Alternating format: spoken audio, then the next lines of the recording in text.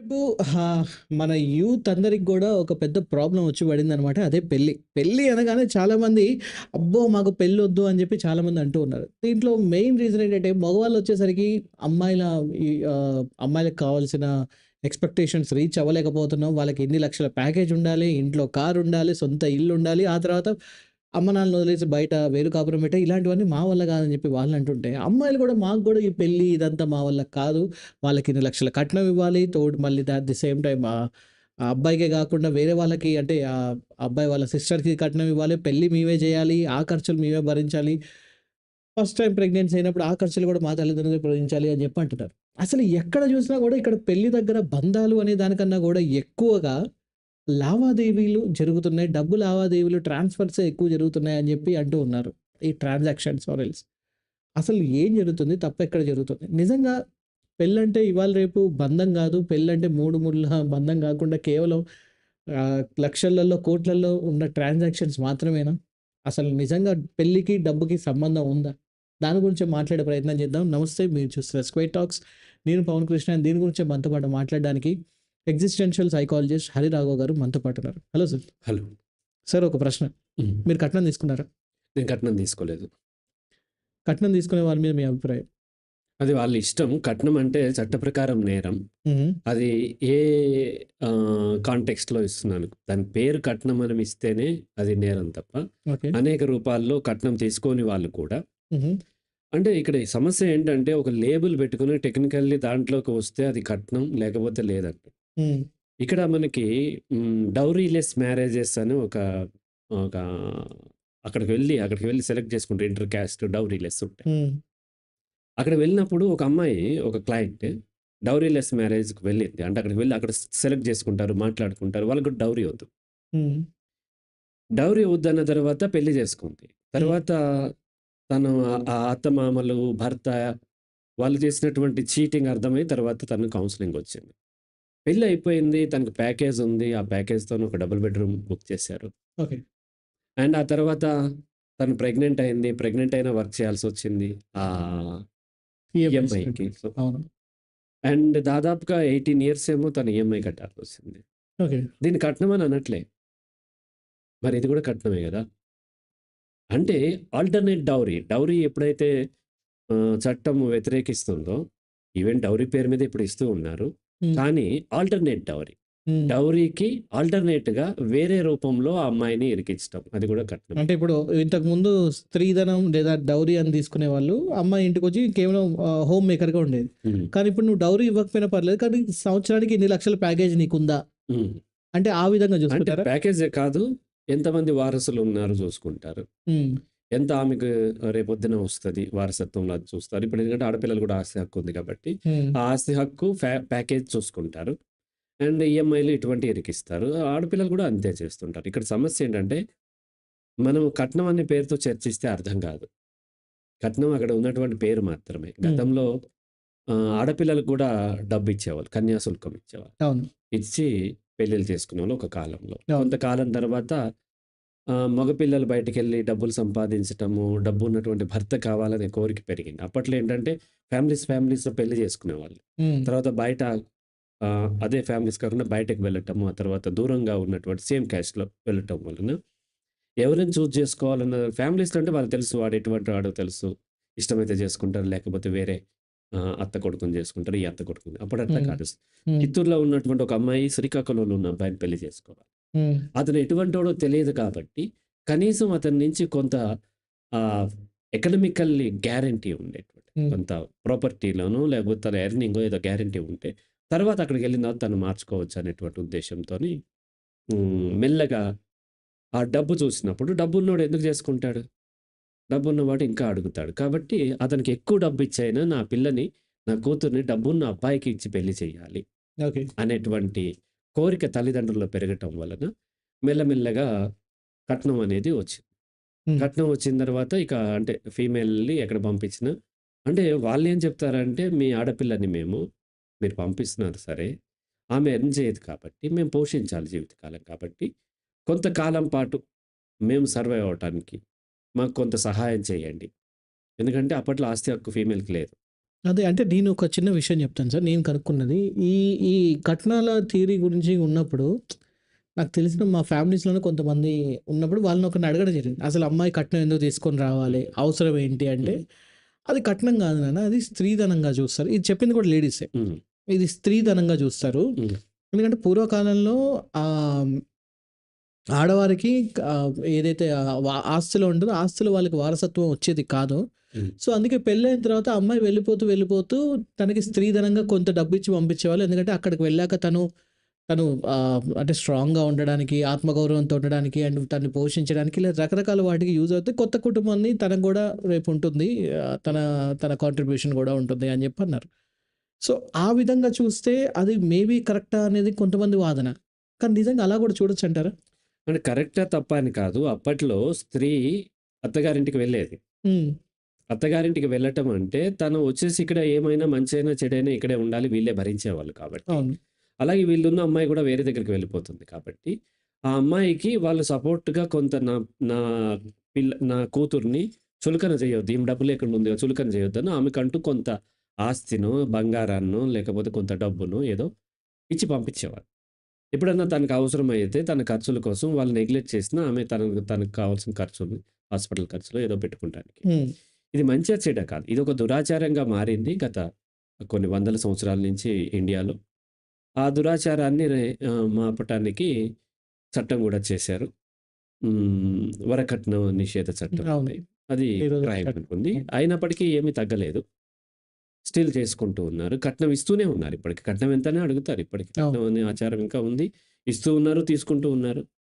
తెలుసు వాళ్ళకి కట్నం ఇవ్వటం, తీసుకోవడం నేరమని. అయినప్పటికీ వేరే వాటిని క్వెషన్ చేస్తారు తప్ప, ఈ నేరం వాళ్ళు చేసినప్పుడు వాళ్ళు క్వెషన్ చేయరు. హ్మ్. ఎనీహౌ అదుంది. ఇప్పుడు కట్నం గురించి కంటే కూడా హ్మ్. అసలు ఏంటి అసలు పెళ్లి?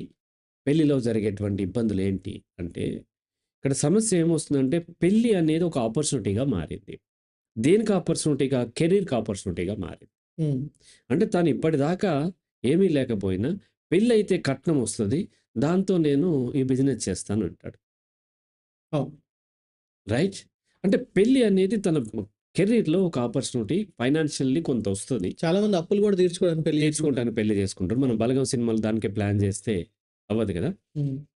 సో, ఇట్లా ఒక ఆపర్చునిటీగా మారుతుంది. ఇక పెళ్లి ఇద్దరు మనుషుల మధ్య పెళ్లి తగ్గిపోయి, 2 కుటుంబాల మధ్య ఫైనాన్షియల్ ట్రాన్సాక్షన్ పెరిగింది. రైట్? హ్మ్. ఇక్కడ ఎప్పుడైతే ఆ పెళ్లిలో ఇబ్బందులొచ్చినాయో, ఎవరికి వాళ్ళు విక్టిమ్ కార్డ్ ప్లే చేస్తుంటారు. ఫీమేల్ గూడా విక్టిమ్ కార్డ్ ప్లే చేస్తూ ఉంటది. చాలా వరకు. హ్మ్. అయితే ఇక్కడ మనం అర్థం చేసుకోవాలి. ఒక ఆవిడ 4,00,00,000 కట్నం ఇచ్చి పెళ్లి చేసుకుంది. పెళ్లి చేసుకున్న తర్వాత 18 సంవత్సరాల పాటు మ్యారిటల్ లైఫ్ బాగా నడిసింది. నడిసి బాగా డబ్బున్న వాళ్ళ అమ్మాయి. హ్మ్. డబ్బున్న వాళ్ళనే పెళ్లి చేసుకుంది. 18 ఇయర్స్ మ్యారిటల్ లైఫ్ అయిన తర్వాత తన భర్త వేరే వాళ్ళతోని సెక్స్‌లో ఉన్న వీడియో ఎక్కడో రికార్డ్ అయింది. సీసీ కెమెరాలో ఎక్కడో రికార్డ్ అయ్యి, అది ప్రపంచమంతా తిరిగి లాస్ట్‌కి తన దగ్గరకొచ్చింది. ప్రపంచం మొత్తం తెలుసు తన భర్త extra marital affairs and video ప్రూఫ్‌తో సహా ఆమె దగ్గరకొచ్చింది. వెంటనే ఆమె చాలా డిప్రెషన్‌లోకి వెళ్ళిపోయింది.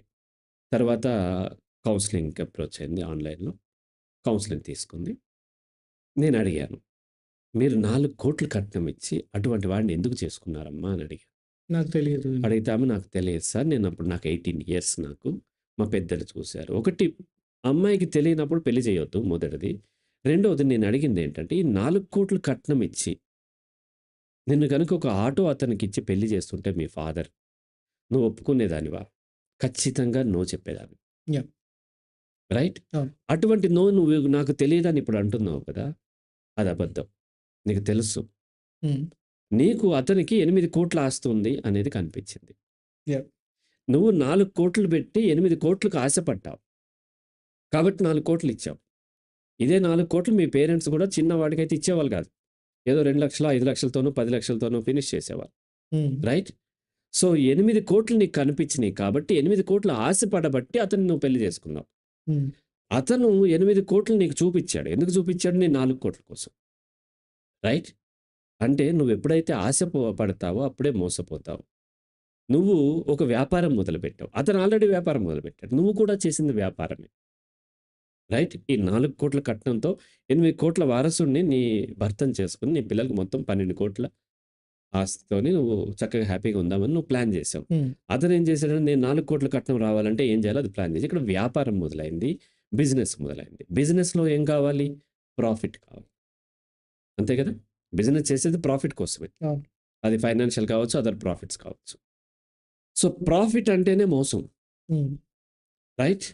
సో, ఇద్దరు వ్యాపారం మొదలుపెట్టిన తర్వాత ఎవరిది అప్పర్ హ్యాండ్ అయితే వాళ్ళు పెద్ద దెబ్బ వేస్తారు. ఎవరైతే లోయర్ ఉన్నారో వాళ్ళు తొక్కివేయబడతారు. రైట్? ఈ ట్రాన్సాక్షన్‌లో మేల్‌కి అప్పర్ హ్యాండ్ అయిపోయింది కాబట్టి, ఎందుకంటే సమాజంలో మేల్‌కి కొంత వెసులుబాటు సమాజం ఇచ్చింది. ఇవ్వకూడదు కానీ ఇచ్చింది. ప్రకృతి కూడా కొంత వెసులుబాటు ఇచ్చింది. ప్రెగ్నెన్సీ లేదు, పిల్లలు లేరు. నువ్వు ప్రెగ్నెంట్ అయ్యావు, పిల్లలు కనేసావు, నీ శరీరం అంతా పాడైపోయింది. తనకు బోర్ కొట్టింది కాబట్టి, వెంటనే తన అప్పర్ హ్యాండ్ తీసుకొని తను దెబ్బ కొట్టేది. ఈ వ్యాపారంలో, ఈ గేమ్‌లో నువ్వు ఓడిపోయావు. నువ్వు బాధితురాలు అని నువ్వు క్లెయిమ్ చేసుకున్నావు. బాధితురాలు చట్ట ప్రకారం అదంతా చూద్దాం కాదనట్లేదు. కానీ ఈ గేమ్ నువ్వు కూడా ఆడావు. నువ్వు ఆశపడి గేమ్ ఆడి గేమ్‌లో నువ్వు ఓడిపోయావు. ఓడిపోయావు అని నువ్వు రియలైజ్ అవ్వకుండా నేను బాధితురాలిని అన్నంత సేపు సమాజం మరింత నిన్ను ఇబ్బంది పెడుతుంది. ఈ గేమ్ నువ్వు కూడా వ వ ఆడావు. ఇక పైన ఇటువంటి గేమ్స్ ఆడొద్దు. రైట్? గేమ్స్ ఆడిపోయిన తర్వాత ఇటువంటి వ్యాపారం మొదలుపెట్టిన తర్వాత ఓడిపోతే నిన్నెవరు వచ్చి ఓదార్చరు. ఓదార్చినా అది వేస్టే అవుతుంది. కాబట్టి ఇక్కడ ఎవరు కూడా బాధితులు, ఎవరు దుర్మార్గులు, ద్రోహులు లేరు. ఈక్వల్ లెవెల్‌లో ఇద్దరు కోరుకుంటూ ఉన్నారు. ఎప్పుడైతే దెబ్బ పడిందో వాళ్ళు విక్టిమ్ కార్డ్ ప్లే చేస్తుంటారు. ఇంకొక అబ్బాయి చాలా డబ్బున్న అమ్మాయి ఒక్కగానొక్క వారసురాలిని పెళ్లి చేసుకున్నాడు. తర్వాత అత్తగారు టార్చర్ పెడుతుంది. నీ ఆస్తి అంతా తీసుకురమ్మంటుంది. ఇంకోటంటుంది. వచ్చి ఇట్లానా, అట్లానా, డబ్బే కావాలా? మరి డబ్బే కావాలా అంటే నువ్వెందుకు ఆ అమ్మాయిని పెళ్లి చేసుకున్నావు? ఒక్కగానొక్క వారసురాలు, అంత ఆస్తి, అంత ఇవన్నీ ఉన్న అమ్మాయిని ఎందుకు చేసుకున్నావు? హ్మ్. నువ్వు మామూలు అమ్మాయిని చేసుకోవచ్చు కదా! డబ్బు అవసరం లేనప్పుడు. హ్మ్. నువ్వు డబ్బున్న అమ్మాయిని, వారసత్వం ఒకటే వారసురాలిని నువ్వు పెళ్లి చేసుకున్నప్పుడు, అప్పుడు డబ్బే ముఖ్యమా అనిపించలేదు. కానీ, ఆ దెబ్బ నీ మీద పడేసరికి మళ్ళీ నువ్వు విక్టిమ్ కార్డ్ ప్లే చేయటం మొదలుపెట్టావు. హ్మ్. ఇలా 2 వైపులా జరుగుతూనే ఉంటది. చాలామంది అమ్మాయిలు సరిగ్గా లేరు, పెళ్లి కుదరట్లేదు అంటారు. లేదు, అమ్మాయిలు చాలామంది పెళ్లి కాక మిగిలిపోతూ ఉన్నారు. రైట్? చాలామంది ఆడపిల్లలకి అబ్బాయిలు సరిగ్గా దొరకట్లేదని వాళ్ళు పెళ్లి కారు. చాలామంది మగపిల్లలు కూడా పెళ్లి కాకుండా మిగిలిపోతున్నారు. ఇక్కడ సమస్య ఏంటంటే ఎక్స్‌పెక్టేషన్స్ మ్యాచ్ కావట్లేదు. అయితే ఈ ఎక్స్‌పెక్టేషన్స్‌కి సొసైటీ ఒక కారణమా? లేకపోతే సొసైటీ పర్స్పెక్టివ్ నుంచి వీళ్ళు నేర్చుకున్నారు. గ్లోబలైజేషన్ తర్వాత అనేక కారణాలున్నాయి. సినిమాల్లో లాంటి హీరో కావాలి. ఆ తర్వాత వెబ్ సీరీస్, టీవీ సీరీస్, ముఖ్యంగా nowadays Korean. Korean web, yeah! Korean drama. నిన్న ఒక అతను వచ్చి చెప్పాడు. ఆ అమ్మాయి అంటది నా పట్ల 24 అవర్స్ కేర్ తీసుకోవాలంటది. హ్మ్. అతనికి లక్షల్లో సాలరీ ఉంది. ఇప్పుడు అతను ఆ కొరియన్ డ్రామాలో ఎలా ఉంటది? ఎక్కడ లేని ప్రేమ, ఎక్కడ లేని కేర్ ఆ అబ్బాయి తీసుకుంటాడు. ఆ అబ్బాయి పెద్ద బిజినెస్‌కి సీఈఓ. హ్మ్. బిజినెస్ నడుస్తూ ఉంటది. అంత సీఈఓ నీకు టైమ్ స్పెండ్ చేయడం కుదరదు.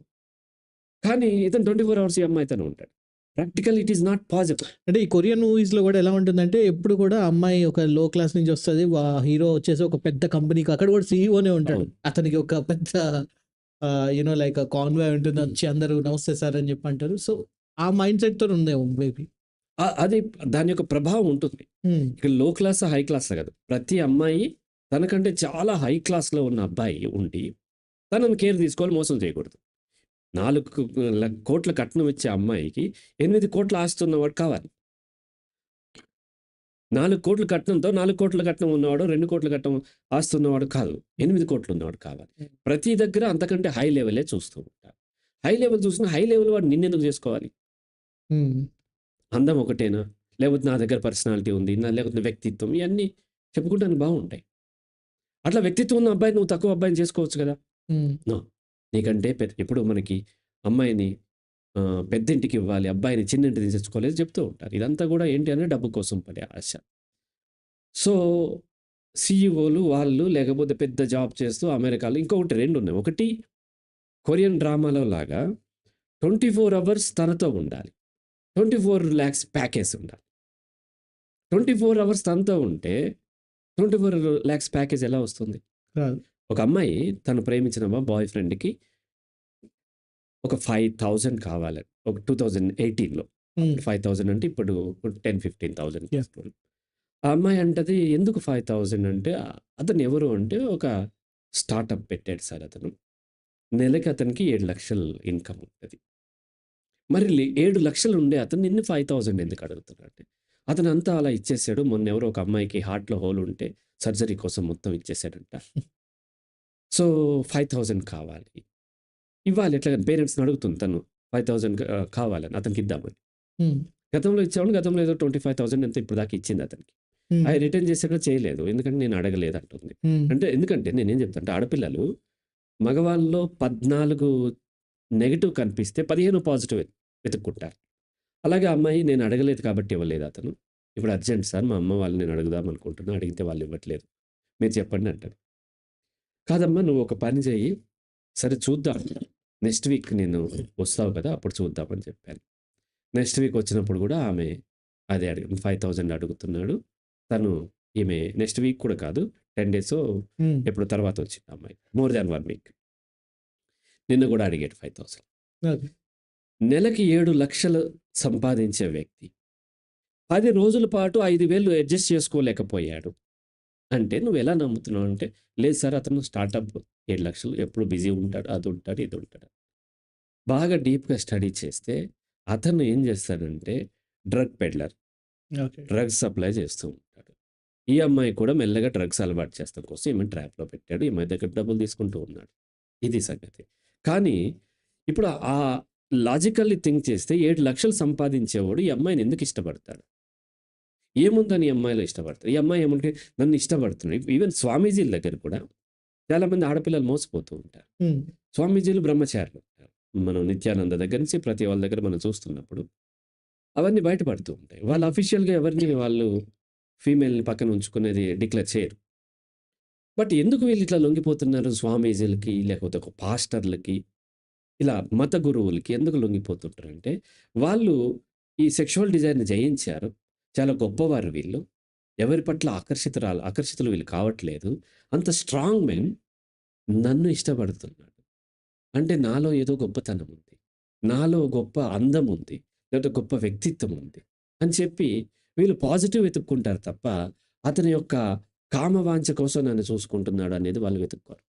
అట్లా వాళ్ళు స్వామీజీలకి ఎట్లాగైతే వీళ్ళు బానిసలయిపోతుంటారో, అలాగే ఎవరన్నా మాయమాటలు చెప్పి ఇంత ప్యాకేజ్ వస్తదని 24 అవర్స్ ఈమెకు కబుర్లు చెప్తుంటే, చాట్ చేస్తుంటే వాళ్ళు నిజం అనుకుంటున్నారు. హ్మ్. నీతో ఇంత టైమ్ స్పెండ్ చేస్తుంటే అక్కడ బిజినెస్ ఏమవుతది? నాశనం అయిపోద్ది కదా! నీతో స్పెండ్ చేస్తున్నాడు కాబట్టే నువ్వు అతను చెప్పే మాటలు నమ్మకూడదు, చేసుకోకూడదు. హ్మ్. అలాగే ఇంకో అమ్మాయి ఆ అబ్బాయి ఏమంటాడంటే, ఇట్లా చెప్పింది ఆ అమ్మాయి. ఇంత డబ్బుండాలి, ఇంత ఇట్లుండాలి, చూసుకోవాలన్నది నా దగ్గర లేదని ఆమె బ్రేకప్ చెప్పి వెళ్ళిపోయింది. అంటే నువ్వు హ్యాపీ ఫీల్ అవ్వాలి కదా! ఆ అమ్మాయి అంత డబ్బాస ఉన్న అమ్మాయి నిన్ను కాదంది అనంటే నువ్వు హ్యాపీ ఫీల్ అవ్వాలి. ఆ అమ్మాయిని పెళ్లి చేసుకుంటే నీ జీవితం మొత్తం నరకం అవుతది. ఆ అమ్మాయి కోసం ఏడుస్తున్నారు. హ్మ్. ఇంకొక కేస్‌లో ఏమంటాడంటే, వాళ్ళిద్దరూ ప్రేమించుకున్నారు చానాళ్ళ నుంచి ఉన్నారు. ఇంతకుముందు అతనికి ఒక గర్ల్ ఫ్రెండ్ ఉంది. వాళ్ళు బ్రేకప్ అయింది. ఆ అమ్మాయి కూడా వేరే బాయ్ ఫ్రెండ్ బ్రేకప్ అయింది. వీళ్ళిద్దరూ రిలేషన్‌లో ఉన్నారు. ఇప్పుడు ఆ అమ్మాయికి ఎక్కడో ఒక ఇంటర్ కాస్ట్ మ్యారేజ్‌లో ఎక్కువ గవర్నమెంట్ జాబ్ ఉన్న అబ్బాయి వచ్చాడు. ఇతను రోజు ఆ అమ్మాయిని దించి మళ్ళీ తెస్తూ ఉంటాడు. ఇప్పుడు ఆ అబ్బాయి వచ్చి మాట్లాడతాడు కాబట్టి, ఆ అమ్మాయి ఏముందంటే, "నీకు ఆ అబ్బాయిని నేను మాట్లాడుతున్నాను. నువ్వు రావద్దు" అని చెప్పింది. చెప్పి "నువ్వు నన్ను ఎక్కువ కాంటాక్ట్ చేయొద్దు" అని చెప్పి అతనితోని మాట్లాడింది. ఎవరితోని? కొత్త సంబంధం వచ్చిన అతనితోని. హ్మ్. ఒక వారం అయిపోయిన తర్వాత ఆ అబ్బాయితోని సెట్ అవ్వలేదు. మళ్ళీ వెనక్కొచ్చేసింది. వీళ్ళ ఫ్రెండ్‌షిప్ అవుతుంది. ఇతను ఏమంటాడు అంటే, "ఆ అమ్మాయి అలా చూసుకోవడం తప్పు కదా!" అంటాడు. ఎందుకు తప్పవుతది? నీ కోసం అమ్మాయి పుడితే ఇంకొక అబ్బాయితో ఇంత గతంలో రిలేషన్‌లో ఉండేది కాదు. ఆ అమ్మాయి కోసం నువ్వు పుట్టలేదు. ఒకవేళ అలా పుట్టుంటే ఇంకో అమ్మాయితో ఇంతకుముందు నీకు రిలేషన్ ఉండేది కాదు కదా! ఆ అమ్మాయి కంటే బెటర్‌గా ఈ అమ్మాయి అనిపించింది కాబట్టి నువ్వు చూజ్ చేసుకున్నావు. యాహ్! ఆ అబ్బాయి కంటే బెటర్‌గా నువ్వు అనిపించావు కాబట్టి నిన్ను ఆ అమ్మాయి చూజ్ చేసుకుంది. ఇప్పుడు ఒక బెటర్ మ్యారిటల్ లైఫ్ దొరికే అవకాశం ఉన్నప్పుడు, హ్మ్. ఆ అమ్మాయి ట్రై చేయటంలో తప్పు లేదు. నువ్వు కోరుకోవటం తప్పు. ఒకవేళ ఆమెకు బెటర్ మ్యారిటల్ లైఫ్ ఉంటే నువ్వు విష్ చేసి ఆమెను పంపించాలి. నీకు బెటర్ లైఫ్ అయితే ఆమె కూడా విష్ చేసి పంపించాలి. ఎందుకంటే ఇద్దరు మీకు ఇప్పటికి బెటర్ అనిపించింది కాబట్టి మీరిద్దరు కంటిన్యూ చేస్తున్నారు. హ్మ్. ఇంకా బెటర్ వస్తే నువ్వైనా వెళ్ళిపోతావు. ఆ అమ్మాయికి వెళ్ళిపోతుంది కాబట్టి ఆ అమ్మాయిని నువ్వు బ్లేమ్ చేస్తున్నావు. అయితే నీకు మీరన్నట్టు ఈ విడిపోవాలి అన్నప్పుడు సరే అంటే మూవీస్ కొంచెం ఔట్ ఆఫ్ ది బాక్స్ అయినా కూడా చాలా మూవీస్‌లో కొన్ని మూవీస్ చాలా హ్మ్. కొన్ని మూవీస్‌లో నీ సుఖమే నీ కోరుకున్నా అని చెప్పేసి వదిలేస్తూ ఉంటారు. అండ్ ఇప్పుడు మీరు చెప్పిందంటే ఏంటంటే ప్రాక్టికాలిటీ ఉంది. హ్మ్. బట్ ఈ ప్రాక్టికల్ థింగ్ అనేది ఎందుకని పబ్లిక్ గాని, లేకపోతే యంగ్‌స్టర్స్ గాని, లేకపోతే ప్రేమించి పెళ్లి చేసుకునే వాళ్ళు, నార్మల్ పెళ్లి చేసుకునే వాళ్ళు హ్మ్. మిస్ అవుతారు? ఇక్కడ అంటే పెళ్లి ఇక్కడ సమస్య ఏంటంటే, విలువలు లేనితనాన్ని విలువలుగా చూసినప్పుడు ప్రాక్టికాలిటీ మిస్ అవుతది. ఎగ్జాంపుల్? ఉదాహరణకు ఆహ్, ఆమె సతి ఎవరో ఉంటారు పతివ్రత. హ్మ్. ఆమె తన భర్త కుష్ఠరోగంతో ఉంటే, తనకి సెక్సువల్ కోరిక తీర్చుకుంటానికి వేశ్య కావాలంటే ఈమె తీసుకెళ్తది. దాంట్లో ఆమెను పాతివ్రత్యంగా చూస్తుంది. నీ పాతి మనము మన పురాణాలు, కథల్లో చూడండి. ఆ అమ్మాయి పాతివ్రత్యం కోసం అనేక ఆడపిల్లల యొక్క పాతివ్రత్యాన్ని నాశనం చేసి అలాగే కట్ మ్యారేజ్ అనేది ఒక లీగల్ ప్రాస్టిట్యూషన్ యాక్చువల్లీ. ఓకే. ఎవరో తెలీదు. ఇప్పుడంటే కొంత తెలుసుకొని చేసుకుంటున్నారు. సెల్ఫ్ సెలెక్టెడ్ మ్యారేజ్‌ని నేను కామెంట్ చేయట్లేదు. ఎవరో అబ్బాయి ఎవరో తెలీదు. కానీ ఆ అబ్బాయికి డబ్బుంది. ఈ అమ్మాయిని బాగా చూసుకుంటాడన్న నమ్మకంతోని ఆ తెలియని అబ్బాయి దగ్గరికి ఈ అమ్మాయిని ముస్తాబు చేసి ఆ గదిలోకి తోస్తున్నారు. దేనికోసం? అతని డబ్బు, ఆస్తి లేదా అతని ప్యాకేజ్ కోసం. వాళ్ళకి ఎవరెవరో కూడా తెలీదు. But sex is a part of marital life కదా! దాన్ని మీరు ప్రాస్టిట్యూషన్ సెక్స్ ఎందుకు ఈజ్ చేస్తున్నారు? Sex is part of marital life కాదు. Okay. Sex is part of life. Yeah! Marriage అనేది మనం పెట్టుకున్నది. ఓకే. సెక్స్ అనేది నేచర్ నుంచి వచ్చింది. మ్యారేజ్ నేచర్‌లో లేదు. ఓకే. నేననేది ఏంటి అనంటే, ఎవరో తెలియని అమ్మాయిని ఎందుకు అతని దగ్గరికి తోసావు? ఎందుకు అంటే ఏం చూసి తోసావు? అతను ఈమెని పోషిస్తాడు. ఈమెను జీవితకాలం పోషిస్తాడు అని ఆశపడి డబ్బుతోనేగా పోషించేది కదా! తను కష్టపడి పోషిస్తాడు. కాబట్టి ఆ అమ్మాయిని సెక్స్ ప్రొవైడ్ చేయమంటాం. ఆమెకింకా ఇష్టం ఏర్పడిందా? లేదా? ఇవన్నీ చూడలేదు. చాలామంది ఏమంటారంటే, ఆ అమ్మాయిలకి ఏం తెలుసండి? వాళ్ళకి ఏమి తెలీదు. మరి తెలియని అమ్మాయికి పెళ్లెందుకు చేస్తున్నావు నువ్వు? తన జీవితానికి సంబంధించిన పార్ట్నర్‌ని చూజ్ చేసుకోలేని అమ్మాయిని నువ్వు చూజ్ చేసుకొని, నువ్వు చేసేసి పెళ్లి చేసేసి తోసేస్తున్నావు. పాత రోజుల్లో వేరు. ఇప్పటికి అట్లా తోస్తున్నావంటే అది ఆ అమ్మాయి జీవితం నాశనం చేయటమే కదా! సో, అతనితో సెక్స్ చేయమంటున్నావు. తీరా ప్రెగ్నెంట్ అయిన తర్వాత వాడు దుర్మార్గుడయిన తర్వాత ఏడుస్తూ ఉన్నావు. హ్మ్. All arranged marriages legal prostitution అన్నట్టే. రైట్? ఏదో ఆశపడి మనం పెళ్లి చేసుకున్నాం. నిజంగా వాళ్ళిద్దరికి ఫ్రెండ్‌షిప్ ఏర్పడిందంటే ఈమె కూడా అతనికి ఉన్నటువంటి ఆస్తినో, ప్యాకేజ్‌నో చూస్తది. అతను కూడా ఈమెకు ఉన్నటువంటి ఆస్తినో, ప్యాకేజ్‌నో లేకపోతే శరీరాన్నో చూస్తాడు. నిజంగా వీళ్ళ మధ్య ఎక్కడ ఫ్రెండ్‌షిప్ ఏర్పడింది? ఎక్కడ యాటిట్యూడ్ సిమిలారిటీ ఉంది? ఎక్కడ వీళ్ళకి కల్చర్ సిమిలారిటీ ఉంది? కేవలం సిమిలారిటీ ఉంది డబ్బుల్లో, ఆస్తుల్లో, ప్యాకేజ్‌లో మాత్రమే. సో, ఇంత పచ్చిగా మనం వ్యాపారం చేస్తూ, అందులో వ్యాపారంలో దెబ్బతిన్న తర్వాత విక్టిమ్ కార్డ్ ప్లే చేస్తూ ఉన్నాం. హ్మ్. అబ్బాయైనా, అమ్మాయైనా. హ్మ్. సో, ఈ పద్ధతే తప్పుడు పద్ధతి. దానికి తోడు మళ్ళీ మ్యాట్రిమోనీలో చూసుకో. మ్యాట్రిమోనీలో ఎలా మంచి సంబంధాలు దొరుకుతాయి? ఒక స్టేట్మెంట్ నేను చేశాను. సింపుల్‌గా బ్రతకడం కోసం తను అమెరికా వెళ్ళాడు. ఈ స్టేట్మెంట్‌లో ఏమైనా మ్యాచ్ అవుతుందా? అలాగే మంచి సంబంధం కోసం మ్యాట్రిమోనీలో మంచి సంబంధం తొందరగా సంబంధాలొస్తాయి గదా! వెతుక్కుంటూ వస్తాడు. ఇప్పుడు ఒక వెబ్‌సైట్ ఉంది. ఆ వెబ్‌సైట్ ఏం చేస్తదంటే, నటన నేర్చుకున్న వాళ్ళని ఇండస్ట్రీకి పరిచయం చేస్తది. హ్మ్. ఆ వెబ్‌సైట్‌లో మహేష్ బాబుది గాని, చిరంజీవిది గాని, పవన్ కళ్యాణ్ గాని ప్రొఫైల్ ఉంటదా? ఉండదు. అక్కడ మంచి నటులు ఉంటారండి. మంచి నటులకు ఆ వెబ్‌సైట్‌తో పని లేదు. చాలామంది నన్ను అడుగుతారు. సార్ ప్రాక్టోలో మీ ప్రొఫైల్ లేదేంటి? ఈవెన్ జస్ట్ డయల్‌లో కూడా ఉండదు. వాళ్ళు పెట్టుకున్నారు. నేను తిడుతూ ఉంటా వచ్చినప్పుడల్లా. ఈవెన్ మొన్న కూడా సులేఖలో పెట్టామని చెప్తూ ఉంటారు. అయన్నీ తీసేయమంటుంటే వాళ్ళు తీయరు. ప్రాక్టోలో మీ ప్రొఫైల్ లేదు. ప్రాక్టోలో ర్యాంక్ లేదు. ప్రాక్టోలో నేనెందుకుంటాను? ఎవరికైతే క్లయింట్స్ లేరో, ఏ డాక్టర్‌కైతే పేషెంట్లు లేరో, వాళ్ళు ప్రాక్టోలో రిజిస్టర్ చేసుకుంటే, ప్రాక్టో కొంత కమిషన్ తీసుకొని క్లయింట్‌ని ఇస్తది. Just like Swiggy, Zomato. Swiggy, so, నాకు ప్రాక్టోతో పనే ఉంది. నాకు కావాల్సిన దానికంటే ఎక్కువ క్లయింట్స్ ఉన్నారు. చాలా ఎక్కువ రేట్ చార్జ్ చేస్తున్నాను. అయినా మిగిలిపోతున్నారు కాబట్టి ప్రాక్టో అవసరం లేదు గదా! అలాగే మంచి సంబంధాలకి ఆహ్, మ్యాట్రిమోనీ సైట్‌లతో పనే లేదు. మ్యాట్రిమోనీ సైట్ ఈ మధ్య ఒక సంబంధము తీసుకొచ్చిన ప్రొఫైల్ చూపించింది. దాంట్లో అబ్బాయి పైన హెడ్డింగ్ హ్మ్. ఐఐటీ ఢిల్లీ. ఓకే. హెడ్డింగ్ పెద్ద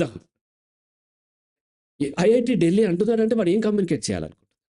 ఐఐటీ ఢిల్లీలో చదువుకున్నాడు. ఇంత ప్యాకేజ్ వస్తది. మీరెంత ఇస్తారు? ఆ హెడ్డింగ్ చూస్తేనే అర్థమైపోతుంది వాళ్ళకి ఏం కావాలి అనేది. ట్రూ. ట్రూ. రైట్? అవన్నీ చూసుకోకుండా ఆ హెడ్డింగ్‌లు పట్టుకొని ఇంకా వాళ్ళు వెతుక్కుంటూ ఉన్నారు. అలాగే ఆడపిల్లలు కూడా ఆశపడుతున్నారు.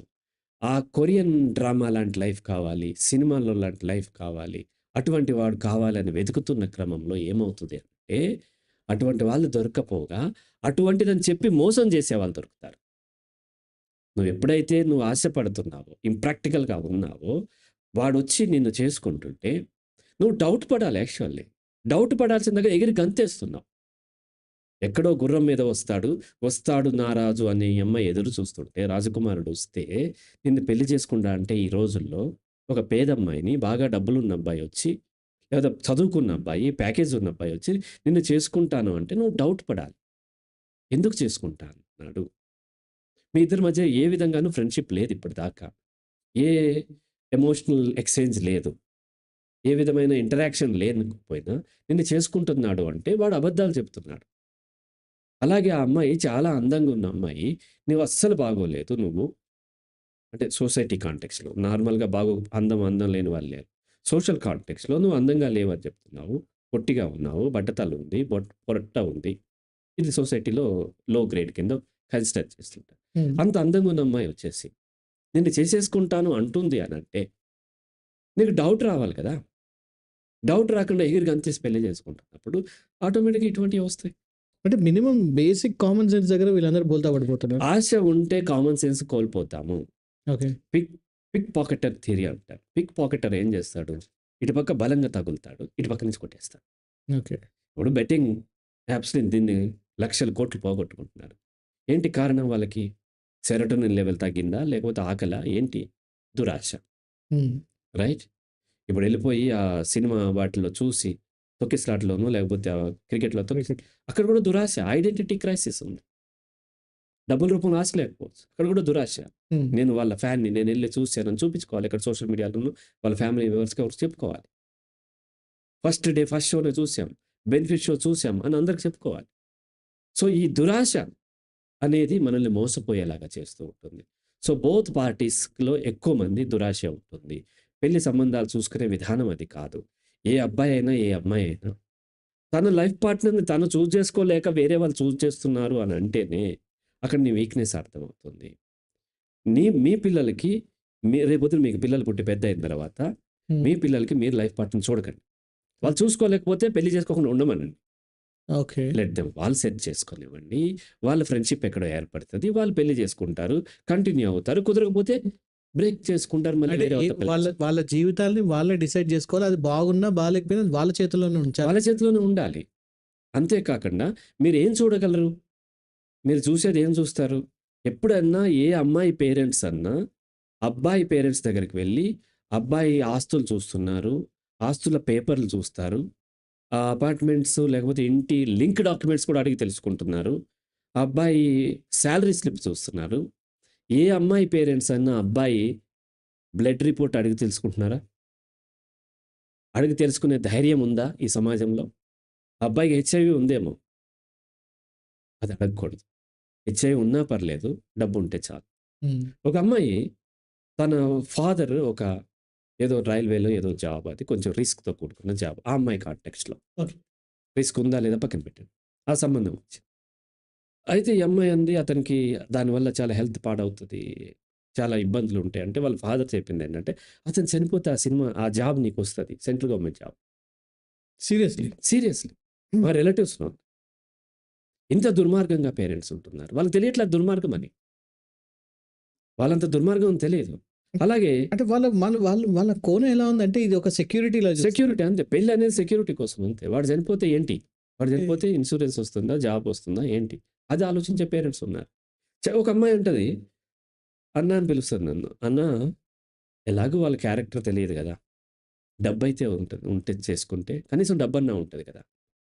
అమ్మ నిన్ను పెళ్లి చేసుకుంటాడు. నువ్వు డబ్బు చూసి పెళ్లి చేసుకున్నావు. క్యారెక్టర్ లేనోడు నీకు అనవసరం క్యారెక్టర్ లేకపోయినా పర్లేదంటున్నావు. డబ్బుంటే చాలంటున్నావు. రేపొద్దున ఇంకో అమ్మాయితో ఉంటాడు. ఆ అమ్మాయికి మొత్తం రాసి ఇచ్చేస్తాడు. అప్పుడేం చేస్తావు? లేదా ఆ అమ్మాయితో పిల్లలు కంటాడు. వాళ్ళకి వారసత్వం వెళ్తది గదా! లీగల్‌గా. లీగల్‌గా నువ్వు అక్రమ సంబంధంతో పిల్లలు పుట్టినా సరే పిల్లలు సక్రమమే. హ్మ్. వాళ్ళకి చట్టపరంగా ఈక్వల్ రైట్స్ ఉంటాయి. కదా! సో, మరి నువ్వు ఓన్లీ డబ్బు చూసి పెళ్లి చేసుకుంటే నీకెక్కడ సెక్యూరిటీ? నిజంగా సెక్యూరిటీ లేదు. మనిషి మంచివాడు, క్యారెక్టర్ మంచిది, వ్యక్తిత్వం మంచిది ఉంటే డబ్బు లేకపోయినా నీ సెక్యూరిటీ ఉంటుంది. హ్మ్. కానీ వీళ్ళు మనిషి మంచితనం కాకపోయినా పర్లేదు డబ్బు ఉంటే చాలు. ఇక పెళ్ళైన దగ్గర నుంచి వేరు కాపురం, వేరు కాపురం, వేరు కాపురం ఈ అమ్మాయి అంటుంది. రాముడు లాంటి భర్త కావాలి. పెళ్ళైన వెంటనే వేరు కాపురం పెట్టాలి. రాముడు వంటి భర్త కావాలి. దశరథుడు మాట వినొద్దు. పెళ్ళాం చెప్తే వినాలి. రాముడు పెళ్ళాం చెప్తే వినాలి. తండ్రి మాట వినొద్దు. కానీ రాముడికి కూడా లిమిటేషన్స్ వచ్చాయా? అంతే కదా! ఇప్పుడు ఆడపిల్లలందరూ కోరుకునేది రాముడు లాంటి భర్తే కావాలి. కానీ దశరథుడు గనక తన మామగారు బయటికెళ్ళగొడితే వెళ్ళిపోవద్దు. నీ ఆస్తిని గుంజుకోవాలి. ఇంకా ఎక్కువ గుంజుకోవాలి. నీ మరిదికి అన్యాయం చేసి నీ భర్త తీసుకొస్తే ఆహా! ఓహో! అని చప్పట్లు కొడతావు. మరి ఇప్పుడు అబ్బాయిలు కోరుకునే సీత లాంటి అమ్మాయిలు ఎటువంటి అది కూడా limitations అక్కడ కూడా కోరుకుంటారు? ఉంటాయి. మొత్తం అందరితోనే తెలివిగా ఉండాలి. తను జాబ్ చేసే దగ్గర బాస్‌కు లొంగకూడదు. లక్షల్లో సంపాదించాలి. అంతా వచ్చి 5వ తరగతి చదివిన తన తల్లి దగ్గర ఆమె ఏం చెప్తే అది అమాయకంగా పడుండి చేయాలి. ఓకే. అమెరికాలో ఉంటది ఆ అమ్మాయి. హ్మ్. అమెరికాలో మొత్తం అమెరికా వెళ్తే చదువుకుంటది. ఎంఎస్ చేస్తది. జాబ్ చేస్తుంది. లక్షలు సంపాదిస్తుంది. అక్కడ అందరిని తెలివిగా డీల్ చేయగలుగుతది. ఆ అమ్మాయి అమలాపురంలో ఉన్నటువంటి అత్తగారు 5వ తరగతి, 7వ తరగతి చదువుకున్న అత్తగారికి ఎదురు సమాధానం చెప్పకుండా కామ్‌గా ఆమె ఏం చెప్తే ఆ స్టూపిడిటీని ఫాలో అవ్వాలి. హ్మ్. ఆ రోజు పూజ చేయమంటే చేయాలి. ఆ రోజున ఏకాదశి రోజున ఉపవాసం ఉండమంటే ఉండాలి. హ్మ్. తెలివంతా బయట చూపించాలి. తన దగ్గర చూపించకూడదు. ఒకవేళ అలా ఉండి ఒక అమ్మాయి ఉంటే ఆ అమ్మాయి నటిస్తుంది. హ్మ్. లేదా నీ దగ్గర అంత అమాయకంగా ఉంటే బాస్ దగ్గర కూడా అంతే అమాయకంగా ఉంటది. మరొకరికి కూడా లొంగిపోయే సెక్షువల్లీ లొంగిపోవచ్చు, ఆర్థికంగా లొంగిపోవచ్చు, మరొక రకంగా లొంగిపోవచ్చు. హ్మ్. మగపిల్లలు ఎప్పుడూ కూడా ఒక అమాయకమైనటువంటి భార్యని కోరుకుంటూ ఉన్నారు. అమాయకమైనటువంటి గర్ల్ ఫ్రెండ్‌ని కోరుకుంటూ ఉన్నారు. స్థైర్యం ఉన్నటువంటి అమ్మాయిని కోరుకోండి. అవసరమైతే నిన్ను నిలదీసే అమ్మాయిని కోరుకోండి. ఆడపిల్లలు కూడా అంతే. డామినేట్ చేసేటువంటి అబ్బాయి. అగ్రెసివ్‌గా ఉండాలి. అందరిని కొట్టేయాలి. చెల్లిని మోసం చేయాలి. తల్లిని మోసం చేయాలి. నన్ను మాత్రం మోసం చేయొద్దు. ఎవరైతే చెల్లిని, తల్లిని ప్రేమిస్తాడో వాడు మాత్రమే తన భార్యను కూడా ప్రేమిస్తాడు. ఎవరైతే చెల్లిని, తల్లిని మోసం చేస్తున్నాడో వాడు నిన్ను కూడా మోసం చేస్తాడు. ఊరందరిని మోసం చేసి నిన్నొక్కదానితో నిజాయితీగా ఉండబట్టి ఎందుకుంటాడు? హ్మ్. నిజాయితీ అనేది కొంతమందితో నిజాయితీగా ఉండి, కొంతమందితో కన్నింగ్‌గా ఉండరు. నిజాయితీ ఉన్నవాడు అందరితోనూ నిజాయితీగా ఉంటాడు. భార్యతో నిజాయితీగా ఉంటాడు, చెల్లితో నిజాయితీగా ఉంటాడు, అక్కతో నిజాయితీగా ఉంటాడు, తల్లితో నిజాయితీగా ఉంటాడు. ఊర్లో ఉన్న అందరితో నిజాయితీగా. అందరితోనూ కన్నింగ్‌గా మోసం చేసి డబ్బులు లక్షలు సంపాదించొచ్చి, నాతో మాత్రం నిజాయితీగా ఉండాలి అంటే ఎట్లా కుదురుతది? అలా రైట్. కుదరదు. అయితే ఇక్కడ ఇంకొక హిపోక్రసీ గురించి చాలా మంది మాట్లాడుతున్నారు హ్మ్. సార్. ఫర్ ఎగ్జాంపుల్ మనం టీవీ నైన్‌లో కూడా చూస్తూ ఉంటాం. కట్నం తీసుకున్నవాడు గాడిద అని చెప్పి వస్తూ హ్మ్. ఉంటుంది. అయితే ఈ మధ్య చాలా మంది అబ్బాయిలు, హ్మ్. మగ సమాజం వీళ్ళందరూ కూడా ఏమంటున్నారంటే సరే కట్నం తీసుకున్నవాడు గాడిద అంటున్నారు. మరి డబ్బున్న వాడినే పెళ్లి చేసుకుంటాను, ఇంతున్న వాళ్ళనే చేసుకుంటాను. మరి వీళ్ళని ఏమనట్లేదు ఎందుకు అని చెప్పి అంటున్నారు. అంటే ఈ హిపోక్రసీ నిజమే అనుకోవాలా ఈ రోజులలో? మ్యారేజే first hypocrisy first of all. అమ్మాయి వస్తది. సార్ అబ్బాయిని పెళ్లి చేసుకుంటున్నాను సార్ అంటది. హ్మ్. ఎందుకు చేసుకుంటున్నావు అమ్మా అంటే, ఆ అబ్బాయి మీద నమ్మకం సార్ నాకంటది. హ్మ్. నమ్మకం ఉంటే పెళ్లి చేసుకోవాల్సిన అవసరం లేదు. నీకు నమ్మకం లేదు వెళ్ళిపోతాడేమో అని భయంతో నువ్వు లీగల్లీ మ్యారేజ్ చేసుకుంటావు. ఓకే. అదే హిపోక్రసీ. నమ్మకం లేదు నీకు. పెళ్లి అంటేనే ఏంటి? వాడు వెళ్ళిపోతాడేమోనని కట్టేస్తున్నావు. అమ్మాయి వెళ్ళిపోతదని కట్టేస్తున్నావు. లీగల్ అగ్రీమెంట్ కదా! వెళ్ళిపోతే మనకు లీగల్లీ నీకు పవర్ వస్తది. హ్మ్. పెళ్లి చేసుకోకుండా వెళ్ళిపోతే నీకు నష్టం జరుగుతది. నీకు నమ్మకం లేక పెళ్లి చేసుకుంటున్నావు. మ్యారేజ్ అనేదే హిపోక్రసీతో ఉన్నది. అయితే కట్నం అనేటువంటి చాలా ఔట్‌డేటెడ్ వర్డ్. కట్నం గురించి చర్చించడం కూడా వేస్ట్. ఇక వాళ్ళు కట్నం తీసుకున్నవాడు గాడిద, మూఢనమ్మకాలు ఉండొద్దంటారు. వాళ్ళే మళ్ళీ యజ్ఞాలు చేస్తారు. మూఢనమ్మకాలు ఉండొద్దని వచ్చి వెంటనే జ్యోతిష్యం గురించి పొద్దున్నే ఈ గ్రహ బలం గురించి చెప్తూ ఉంటారు. గ్రహాలు చూడటం మూఢనమ్మకం కాదంటారు. మళ్ళీ లేకపోతే జ్యోతిష్యం సైన్స్ అంటారు. ఇట్లాంటివి ఏవేవో చెప్తూ ఉంటారు. ఈ యాహ్! ఛానెల్స్ చెప్పేదాన్ని అంతే ఉంటాయి. హిపోక్రసీ ఉంటుంది. రైట్. ఈ కట్నం అనే కాంటెక్స్ట్‌లో కట్నం గురించి మాట్లాడటం కంటే కూడా ఎక్స్‌పెక్టేషన్స్ ఇప్పుడు పెళ్ళిళ్ళు ఎందుకు ఎవరో ఒకరు మోసపోతున్నారు ఇద్దరిలో ఎందుకు అనంటే బికాజ్ పెళ్ళిళ్ళు కూడా కావట్లేదు అంటే బికాజ్ నీకు ₹10 వర్త్ ఉంటే నువ్వు ₹20 వాడిని కోరుకుంటున్నావు. 23 సంవత్సరాల అమ్మాయి. పోనీ 10,00,000 ప్యాకేజ్ ఉన్నవాడిని చేసుకునే వర్త్ ఉంది. ఆమెకున్నటువంటి అందము, ఆమెకున్నటువంటి చదువు, ప్యాకేజ్ అండ్ ఆమెకున్న ఆస్తులతోని. వ్యాపారమే గదా! హ్మ్. ఆమె 20,00,000 కోరుకుంటుంది. రైట్? కొంతకాలానికి ఏం చేస్తుంది? 20,00,000 10,00,000 చేస్తుంది. ఈమె వయసు 25 సంవత్సరాలో, 27 సంవత్సరాలో అయిపోయింది.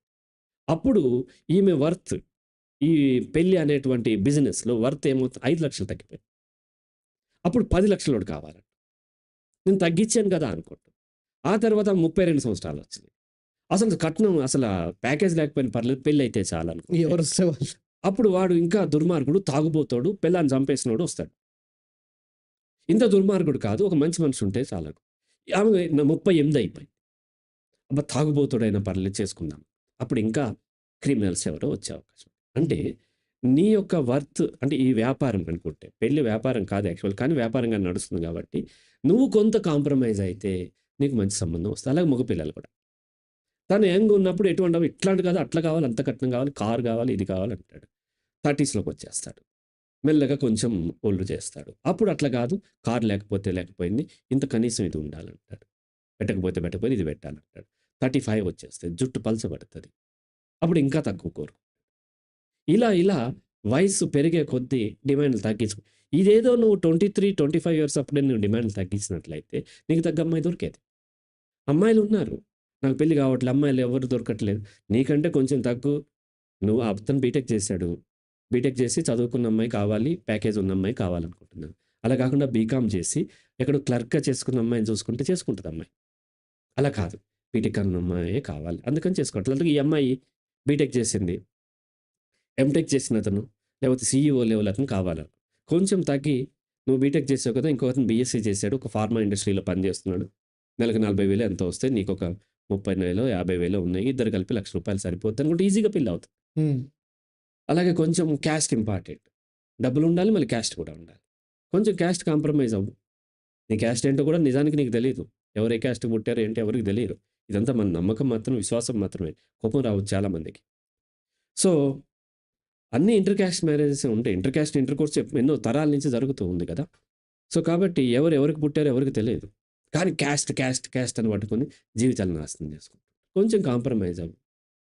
కొంచెం కాంప్రమైజ్ అయితే బ్రహ్మాండంగా చేసుకుంటారు. కొంచెం తగ్గితే అబ్బాయి తగ్గినా, అమ్మాయి తగ్గినా పెళ్లవుతది. తగ్గకపోవటం వల్ల పెళ్ళిళ్ళు కావటం లేదు.